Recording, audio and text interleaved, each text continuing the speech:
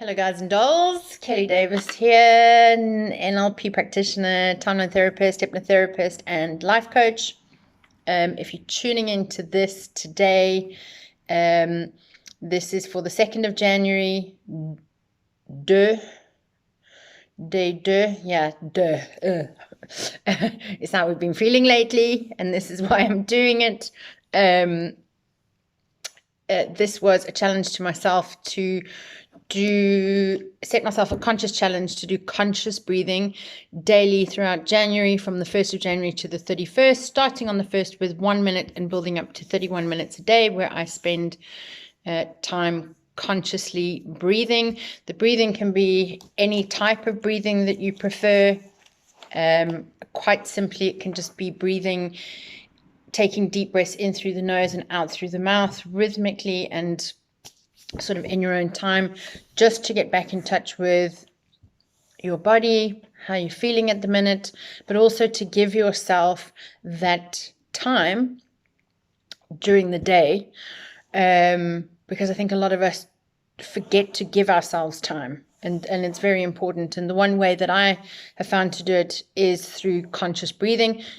You can pretty much do any type of exercise. It doesn't have to be conscious breathing. You could sing for a minute up to 31 minutes. I'm on a skipping challenge currently, where I do 2,000 skips a day, but you can do a build up. You can start with 100, but it'll be 2,000 skips a day until the end of January. Whatever exercise it is, whether you want to learn to meditate, whatever, please feel free to take the challenge. And if it's not giving yourself permission to breathe, give yourself permission to have time for yourself, starting with 1 minute on the 1st of January and building up to 31 minutes by the end of January. And if you'd like to increase the amount of time, you're also more than welcome to do that. One of the suggestions I made is that we keep a journal. So just checking in with all of you to see how your 1 minute a day went. Did anything come up for you? Any feelings, any emotions, any pains in the body? And did you keep a note of it?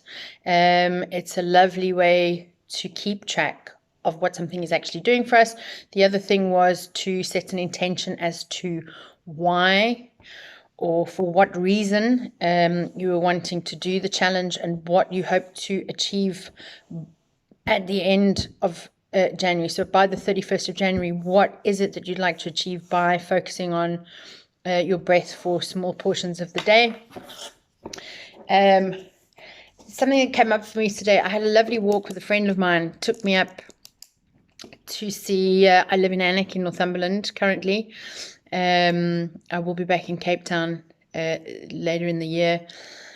But currently in Alnwick in Northumberland, and there is a castle in Alnwick in Northumberland, and just probably about 2 kilometers up from the castle, there is a cross of Malcolm III of Scotland, I think it is, King Malcolm III, who was obviously killed by whatever nuts were running around here at the time. The Lord or Duke or Duchess of Northumberland, as they're currently called. God knows what they were called then. And by the way, it's the castle where Harry Potter was filmed that I have just around the corner from me here. Anyway, he told me a lovely story. He'd been looking for this cross. Somebody had told him where it was. And he'd gone on a number of walks looking for it and just couldn't find it. He just could not see where this cross was. And on one of his last trips that he went on, he happened to be walking and again had not managed to find it. Went to roll. He smokes rolled cigarettes. So he went to roll a cigarette. And as he put his head down, he noticed to the side of him, and there stood this huge frickin' cross right next to him. And he'd been looking for it for days on these walks, and he had walked past it on numerous occasions. And the lesson in that for me is that, we tend not to use our peripheral vision too often, and we get really focused on a problem or a point in front of us, and so focused on something that the solution often sits outside of where we're looking, in our periphery. And if we just kind of relax focus on a point in front of us and then kind of relax our eyes. If you take your fingers like this and take them around to the side, and you just allow your brain and your eyes just to soften and just to lose focus on the point in front, and to allow your eyes to pick up the focus. In an exercise, you can take your fingers as far around as you possibly can. Take your focus off whatever it is in front of you, and allow your eyes just to pick up whatever lies to the side. In life, we focus on the negative. So when we get up in the morning, we go, what are all our problems that we've got today that we need to face? And at the minute, a lot of people, it's COVID, it's illness, it's anxiety, it's fear, it's a lack of money. People have lost their jobs. People are losing their lives. And but when we get up and we focus on those specific points, and we like look at it and intensely we focus on that thing, we fail to notice the good and the wonderful and the beautiful things in our life that we could be grateful for, that really are the solutions to how we're feeling about the negative that we're focusing on so much every morning that we wake up. We have an opportunity through gratitude and through focusing on the one positive thing. If you've got one positive thing in your life, rather focus on that and let that grow than focus on the 20,000 other negative things that you've got. Excuse me. And the same as if you're an anxious person and you wake up in the morning and the first thing you think about is, what level of anxiety am I on out of 10? The other option to do is, what level of all right, or what level of happy, or what level of balanced or okay, or whatever word you want to use, what level of that am I on this morning, having just woken up? Even if it's a 1 out of 10, focus on the 1 out of 10 rather than the 9 out of 10 of the things that just don't work for you, right?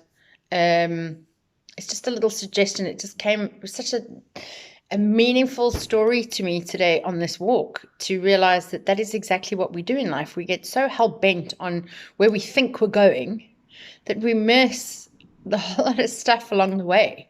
And I guess it's also one of those things to just there's a journey to be enjoyed. So just, if you can, enjoy the journey.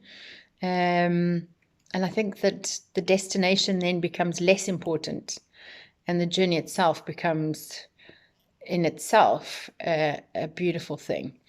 And anyway, so challenge for today. If you want to let me know how the 1st of January went, how the 1 minute went, 2 minutes of, for me, I'm doing conscious breathing and being aware. And so I've been doing a bit of yoga. I'm doing more exercise. I'm going outside on walks. I'm also doing the skipping challenge. And I'm learning some new breathing techniques as well. There are various different things on there. I follow Sadhguru. Sadhguru has got a lovely, on the internet, if you want to go and look him up, he has some wonderful stuff about Upper Yoga. And there's different exercises to do that include breathing, and they also include yogic exercise. And come and join me on this ride this month. Hey, we might as well start January 2021 in the best way possible. And if you are looking for any assistance from a coaching point of view, mentoring point of view, therapy point of view, I do offer online. You're welcome to send me a message and get hold of me. You can DM me on my Facebook page, Kelly Davis Coaching and Therapies. And yeah, don't be alone. Just if you need to reach out, then please reach out, whether it be to book a session or just to chat. I think it's important right now that we are there for one another, and that is the most important thing that I've learned this year. In fact, in the last 2 years, is that the most important thing to me in life now it's got nothing to do with any of the material stuff I thought it did and what I was chasing. But it turns out that my life is no life without family and the wonderful, wonderful friends that I've made over the years. And some of you I miss very much. You'll know who you are. So yeah, day 2, 2 minutes, either the breathing in through the nose, out through the nose. Give yourself 2 minutes, like I said, anywhere you like. Be as flexible as possible. If, like I said earlier, the day before, if you need to sit on the toilet or sit in your car, do whatever you need to do. And you know, with this, there's no such thing as failure. There's just whatever you're going to do. Give yourself some feedback. Allow your body to give you the feedback that it needs to give you in the stillness of those minutes that you give yourself, and see what that feedback is for you, and keep a record of it if you're willing. All right, so I will see you tomorrow, and hopefully your 2 minutes goes outstandingly. Lots of love from me, and Happy New Year.